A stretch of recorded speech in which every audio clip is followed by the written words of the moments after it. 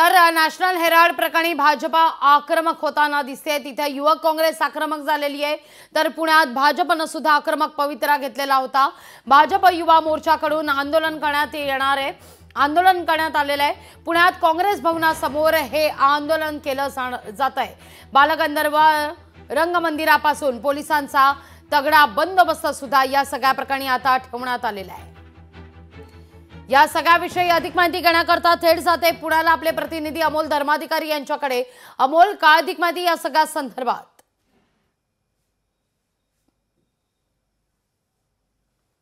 काही वेळापूर्वीच खडकी रेल्वे रुळावर काँग्रेसने आंदोलन केलं। त्या ठिकाणी पुणे लोणावळा लोकल आहे ती सुद्धा काँग्रेसच्या युवक कार्यकर्त्यांकडून अडवण्यात आलेली आहे। नॅशनल हेराल्ड प्रकरणामध्ये राहुल गांधी आणि सोनिया गांधी यांचं नाव जे समोर आलेलं आहे, त्यानंतर काँग्रेस सुद्धा आक्रमक झालेली आहे आणि मोदी सरकारच्या विरोधात जोरदार घोषणाबाजी केली। तर दुसरीकडे पुण्यामध्ये आता काही वेळातच काँग्रेस भवनावरती भाजपचे युवा मोर्चाचे कार्यकर्ते आहेत ते सुद्धा धडकणार आहेत, त्यांचं सुद्धा आंदोलन होणार आहे। सध्या आपण बालगंधर्व रंगमंदिर चौकामध्ये आहोत आणि इकडे पाहतोय की अनेक भाजपचे कार्यकर्ते आहेत ते सुद्धा आता एकत्र या ठिकाणी आलेले आहेत आणि या बालगंधर्व रंगमंदिरापासून हे सगळे कार्यकर्ते आहेत ते इथूनच काही अंतरावर असलेल्या काँग्रेस भवनावर सुद्धा धडकणार आहेत आणि त्यामुळे पोलिसांनी खबरदारी म्हणून या बाजूला पाहतोय की मोठा पोलिसांचा बंदोबस्त आहे तो सुद्धा तैनात केलेला आहे। या युवा मोर्चाच्या कार्यकर्त्यांना या चौकाच्या पुढे जाऊ दिलं जाणार नाहीये, त्यासाठी पोलिसांनी बॅरिकेडिंगची सुद्धा तयारी केलेली आहे।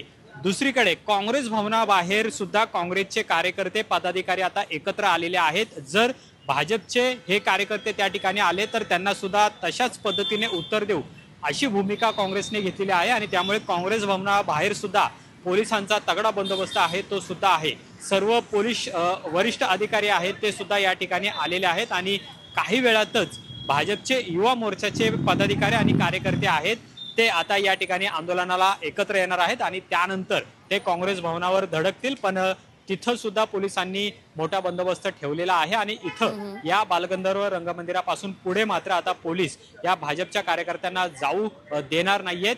नॅशनल हेराल्ड प्रकरणामध्ये जे सोनिया गांधी आणि राहुल गांधी यांचं नाव समोर आलेलं आहे त्या संदर्भात खरं तर भाजप आहे ती सुद्धा आता आक्रमक झालेली आहे आणि काँग्रेसचा निषेध करण्यासाठी आता खरं तर भाजपचा युवा मोर्चा आहे तो सुद्धा रस्त्यावर उतरलेला आहे। पण महत्त्वाचं म्हणजे काँग्रेस भवनावर हे सगळे भाजपचे कार्यकर्ते जात असताना काँग्रेसचे कार्यकर्ते सुद्धा भाजपला उत्तर देण्यासाठी तयार आहेत आणि काँग्रेस भवनामध्ये मोठ्या संख्येने काँग्रेसचे कार्यकर्ते सुद्धा आता एकत्र आलेले आहेत। अगदी या सगळ्या घडामोडींसंदर्भात तुमच्याकडून सातत्याने अपडेट घेत राहूच।